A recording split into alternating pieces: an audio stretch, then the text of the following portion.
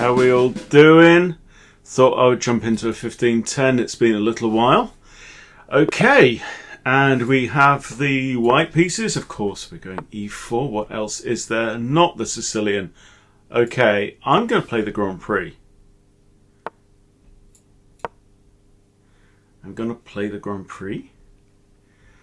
I've had reasonable success with this one over the years. The other thing I've been looking at recently is the immediate b4, the wing gambit. But I feel like in a rapid game, maybe the old GP is the way to go. My opponent's already having to think.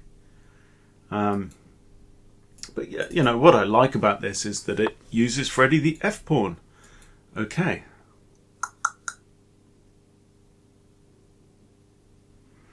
I think pawn to e5.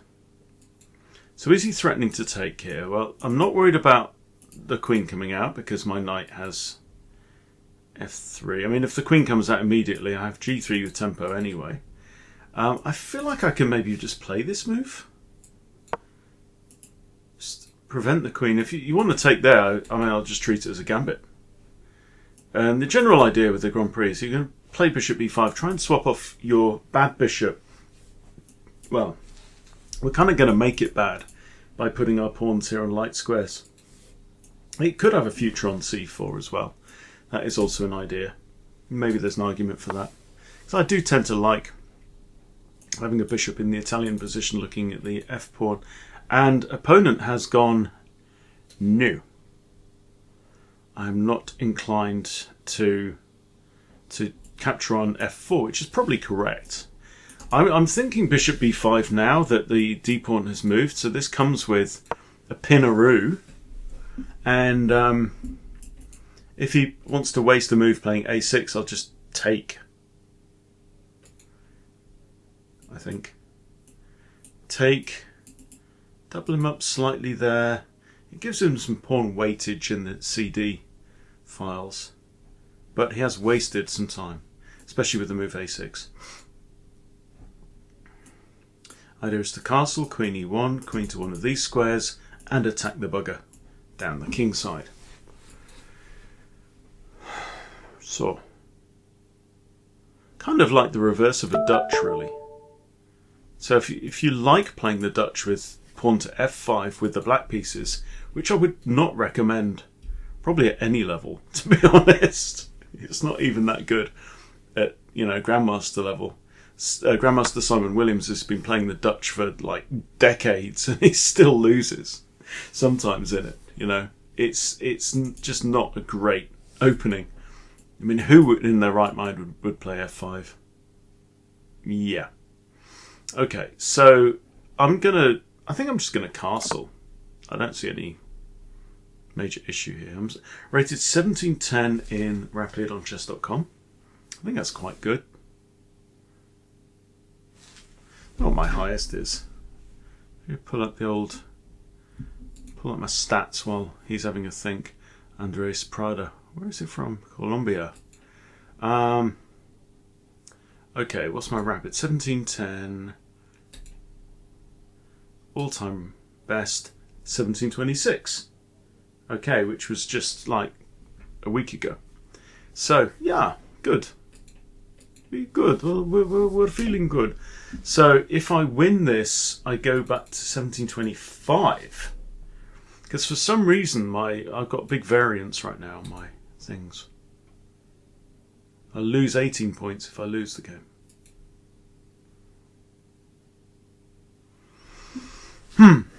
So, taking stock here. Really exciting day today. I've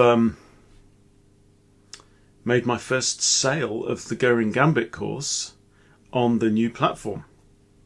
So it's now I'm testing it as the first. Okay, I'm just going to play this. First outing for my new platform, which is built on Thrivecard and stuff. So there will be a Chess Bomb website of its own coming soon, but it's not critical. So, crazy old times. I mean, literally, I was at this retreat around the 20th of September, I think it started. This men's retreat in Portugal.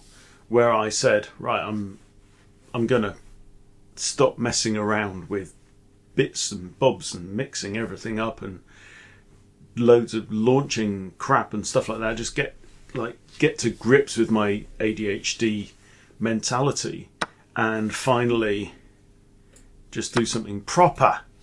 And I decided that playing was the way I wanted to go. Did this amazing exercise where we looked at these old photos of ourselves. I think I've mentioned this on a video. Really, really powerful stuff. And, you know, for me as a little kid, little very bright kid who was kind of diagnosed as particularly gifted, didn't do me any favours at all. And I missed out on a lot of playing when I was little.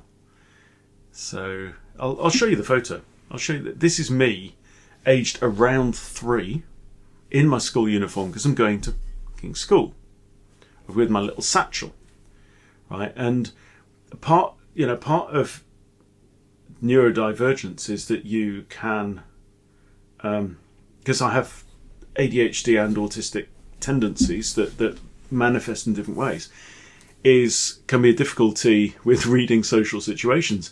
Now, going to flipping school when you are that small really doesn't help. When you're with kids who are older, I remember when I was like 8 or 9, I was with kids who are 2 years older than my age. Not very nice at all, precious. Okay, so I've just snatched that. I've got a couple of ways to attack this pawn. I don't need to, I can just take it. Can't see any problem with it. It also de-encourages this move completely. I prefer not to play g3, but this has got to be good for me, right? Because Nobby over here has got no development.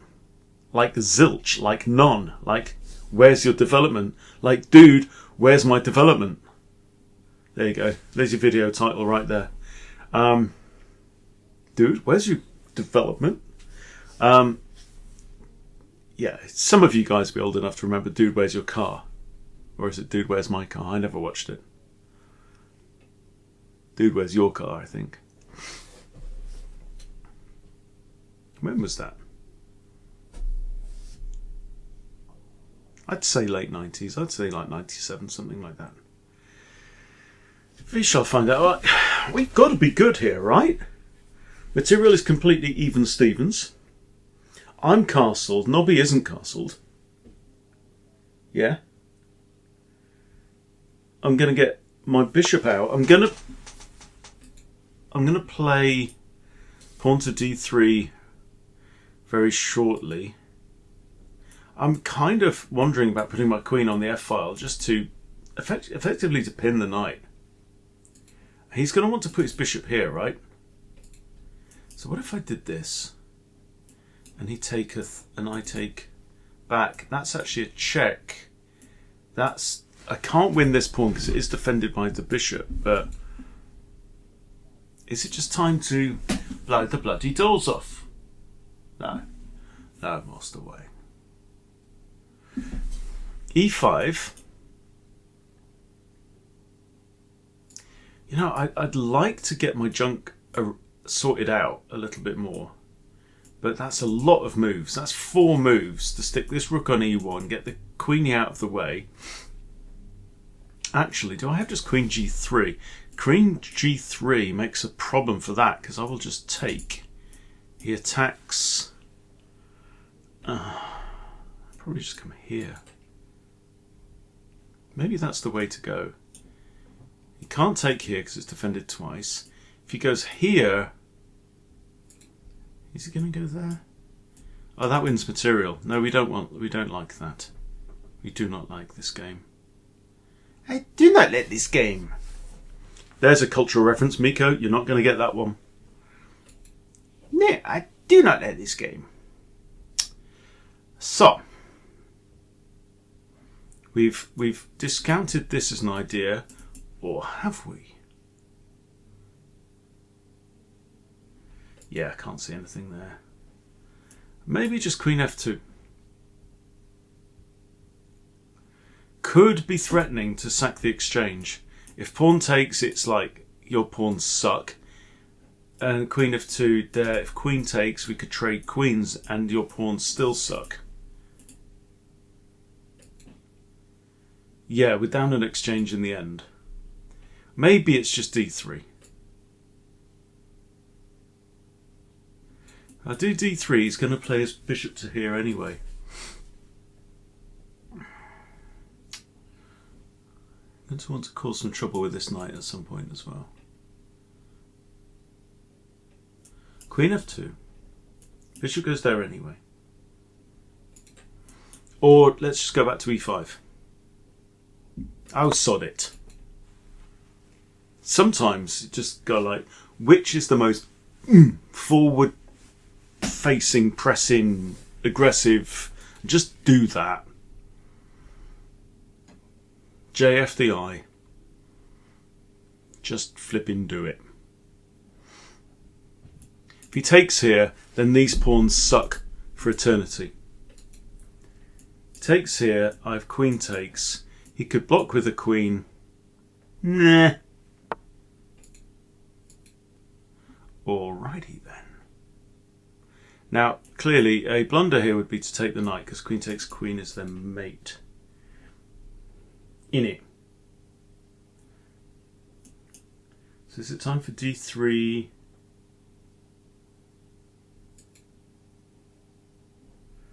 Or just this? Yeah. There he just takes to the pawn and harasses the rook.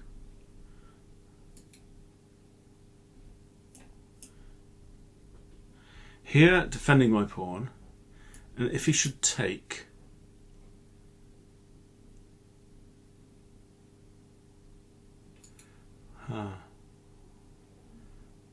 just king f1, but then he just takes and hits the rook anyway.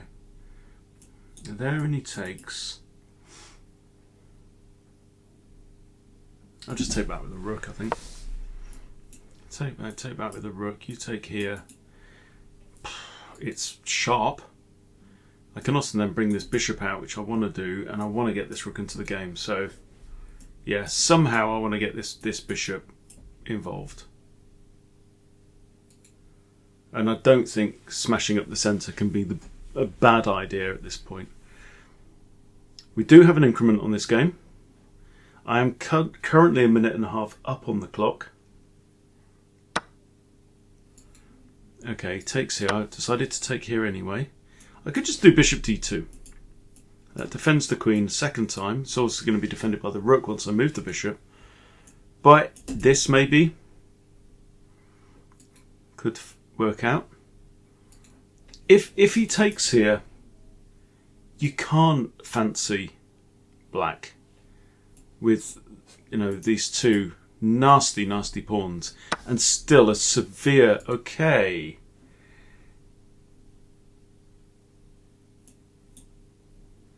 And my first thought is queen f2. I was not expecting this. Queen f2. He can't come in and check me. He can't take the rook because queen defends. I'm not really threatening this. Just do it. Then maybe bishop to here or bishop to here. I don't know. Here queen kills it, but even just bishop d2. Rook e1 is the threat with the queen and the king on the same file. This is a weird Grand Prix. So the knight's effectively still pinned because it's got to prevent rook e1.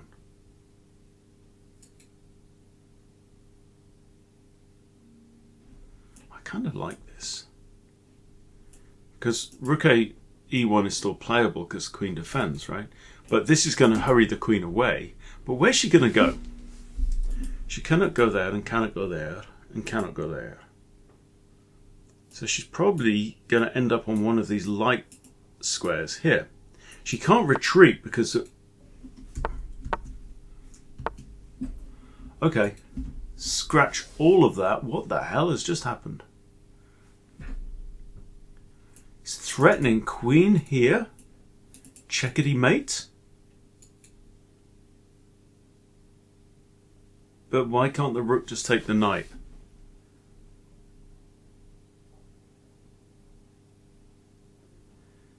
Rook takes the knight.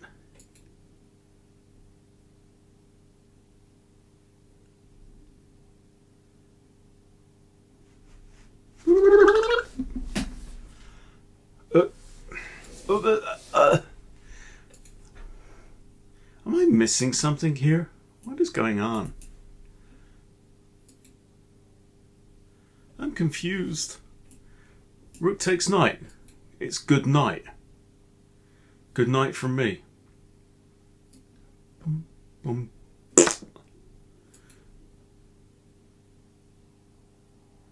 And now we're threatening rook to e4. The knight's no longer on f6 defending that square. And I'm just threatening that. I mean, dude, seriously?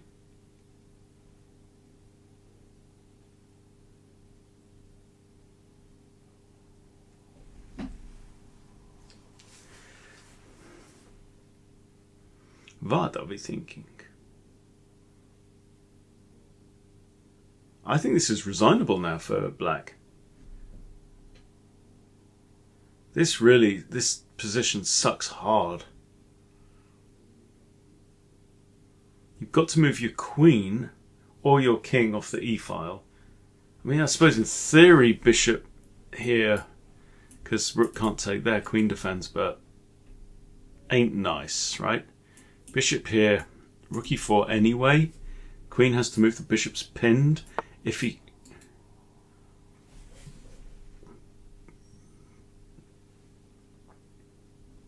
This cannot be good, right?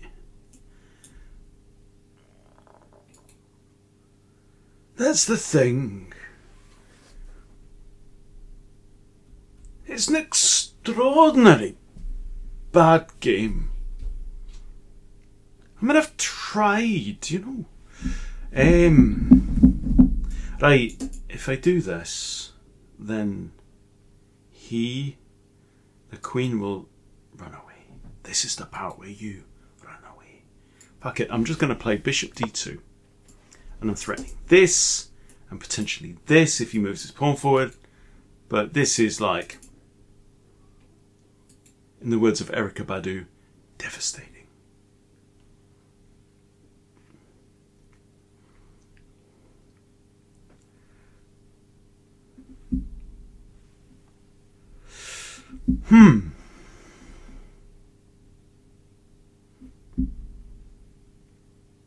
Andres, I do not know what you've done here.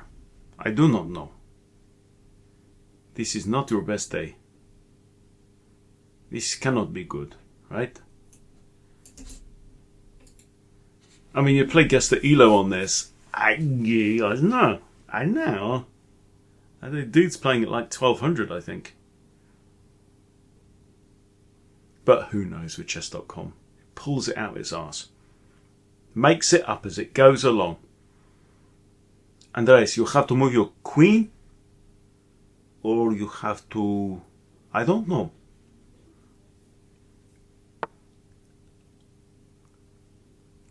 Damn. In the court words of the Virgin Mary, come again. Rook e1. You can't play that. Because the queen, she's pinned and resigns. Ouch. Yes, well, it was a good sport, definitely. I mean, nobody cheats and sucks that hard. I'm sorry. I mean, respect to my opponent. I mean, my 1300. It gives him 1300. Okay, fair enough. And one great move. So you know, we got okay. Oh, I got a blunderific. Meh. He wants me to win the point. I'm not. Okay, still d4. Yeah, I know. Colin's going to kick my ass about develop your central pawns. Okay, and a great move to do this. And, you know, we're just marginally better. And there's just a series of, he just basically, yeah. And that was just, what? And that's the best move? This is the best move you can come up with? And resigns. Sheesh. You know, that's it. You know, people. The great thing about human beings is that we suck. We are fallible. That's the kind of the whole point of being human beings, right? That's why we're here in this life, because we're allowed to make mistakes. And chess is a great way of showing that, huh? But you know, I'm 1725. I'm 1 point off my best. Happy days. I cannot complain. I've got a call in an hour and a half with the founders from what was Chess Tap is now Chess Bomb. Chess Bomb, Chess Bomb. And going to be talking about what new courses are going to come up next. I can't wait to be diving into some courses. My money is on Smash 500. So we're going to do a Smash 500 course, which is basically, if you're sub 500 and you want to smash through the 500 level, you know, it's not exactly cryptic, then I want to show you what you need to do. Break it down into some simple rules and ideas of what you need to do. And then we're going to do a Crush 1000 later on. So if either of those ideas sound good to you, then please drop me a comment and say, yeah, I'd love that one, you know.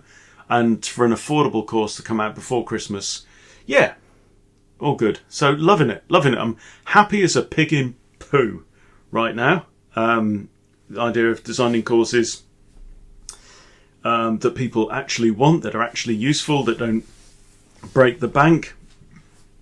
Yeah, life is good. Life is really good. Okay, so hope you enjoyed that little foray into a very odd version of the Grand Prix attack, but you know, you have to play what's in front of you. So thank you for watching. I'll see you very soon.